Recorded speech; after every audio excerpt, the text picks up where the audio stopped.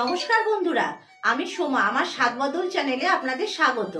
আজকে আমি চলে এসেছি একটা নতুন রেসিপি নিয়ে। আজকে আমি বানাবো আলু মটর পনির। আলু মটর পনির বানানোর জন্য আসুন গ্রেভিটা তৈরি করে নিই। গ্রেভির জন্য প্রথমে আমি কড়াইতে অল্প একটু তেল দিয়ে দিলাম। তেলটা একটু গরম হয়ে যাক। তেলটা গরম হয়ে গেছে। এবার এর মধ্যে আমি একটা বড় সাইজের টমেটো একটু মোটা মোটা করে কেটে দিয়ে দিলাম। একটু নাড়াচাড়া করে নেব।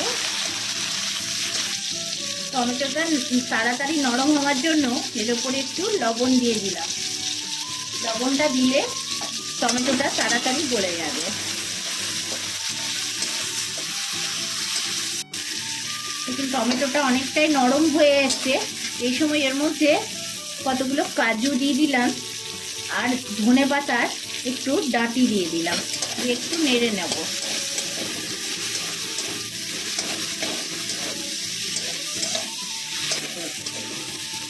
দেখুন টমেটোটা ভাজা প্রায় হয়ে গেছে। এবার এর মধ্যে জল দিয়ে সেদ্ধ করতে দেবো। একটুখানি জল দিয়ে ঢাকা দিয়ে দিচ্ছি। ওদিকে টমেটোটা সেদ্ধ হতে হতে পনিরটা একটু হালকা ভেজে নিই। পনির ভাজার জন্য তাওয়ার মধ্যে একটুখানি তেল দিয়ে দিলাম। তেলটা গরম হলে পনিরটা দেব। তেলটা গরম হয়ে গেছে। এর উপরে আস্তে আস্তে পনিরগুলো দিয়ে দেবো। খুব বেশি ভাজবো না, হালকা একটুখানি ভেজে নেব।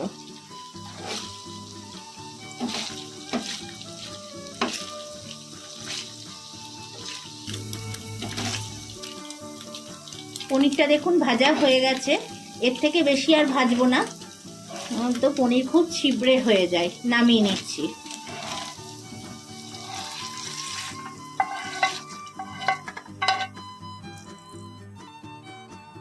ঢাকাটা খুলে একবার দেখে নিই।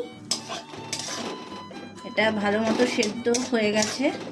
এবার এটাকে একটু ঠান্ডা করে মিক্সিতে পেস্ট করে নিয়ে আসছি। বাকি রান্নাটা করার জন্য কড়াইয়ে প্রথমে অল্প একটু তেল দিয়ে দিচ্ছি। তেলটা গরম হয়ে গেছে। এবার ওই একটা আলু কেটে রেখেছিলাম, ওটাকে ভেজে নিচ্ছি। ছোট ছোট করে পিস পিস করে কেটে নিচ্ছিলাম।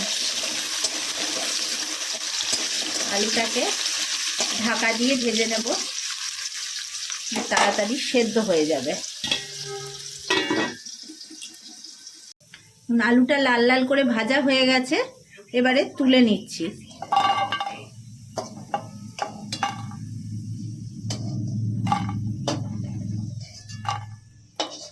ওই তেলটার মধ্যে প্রথমে একটু জিরে ফোড়ন দিলাম। এবার ওর উপরে পেঁয়াজ কুচিটা দিয়ে দিচ্ছি। খুব ছোট ছোট করে পেঁয়াজগুলো কেটে নিয়েছি গ্রেভির জন্য।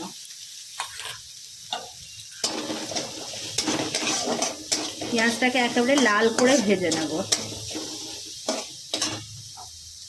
পেঁয়াজটা হালকা হালকা কালার চেঞ্জ হয়েছে। এরকম সময় এর মধ্যে একটু আদা লঙ্কা আর আদা রসুন আর কাঁচা লঙ্কা বাটা দিলাম। অল্প একটু ভালো করে নেড়ে নেব।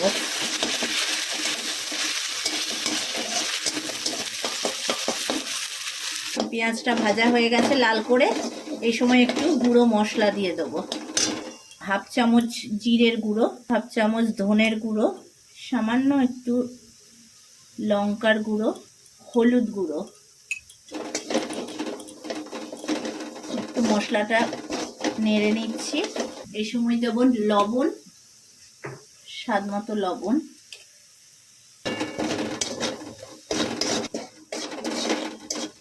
এবার আঁচটাকে একদম কমিয়ে দিয়ে এর মধ্যে দেব অল্প একটু টক দই। টক দইটা দিয়ে তাড়াতাড়ি নাড়তে হবে।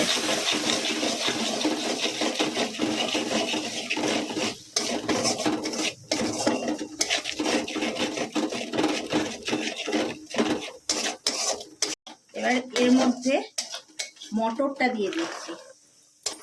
মটরটা একটু নেড়ে ছেড়ে নেব।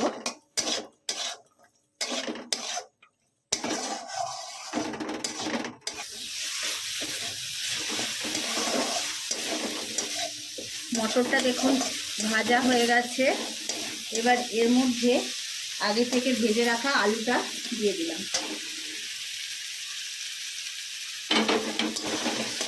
এবার হালকা একটু নেড়ে ছেড়ে নিয়ে এর মধ্যে টমেটোর যে পেস্টটা করে রেখেছিলাম কাজু আর টমেটো দিয়ে, ওটা দিয়ে দেব।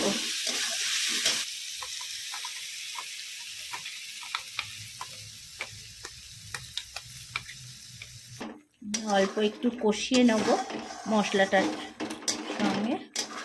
টমেটোটা আগে থেকেই কুক করা আছে, যার জন্য খুব বেশি কষাতে এখানে হবে না। এখানে একটু চিনি দেবো, অল্প একটু স্বাদের জন্য।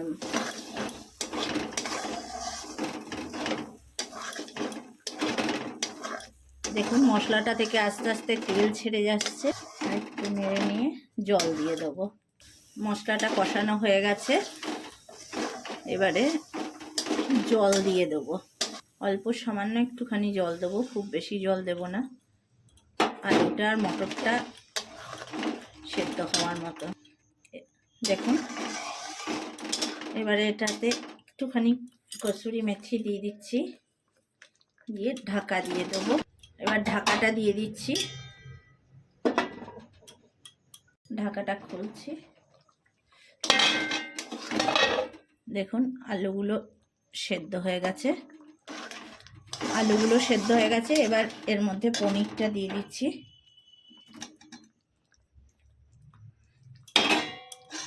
পনিরটা দিয়ে দিলাম। পনিরটা দেওয়ার পর আর বেশিক্ষণ রান্না করব না, একবার ফুটে উঠলেই নামিয়ে দেবো। এই সময় আপনারা একটু লবণটা চেক করে নেবেন, লবণটা কম লাগলে একটু দিয়ে দেবেন। ওপর থেকে একটু ধনেপাতা কুচি দিয়ে দিচ্ছি।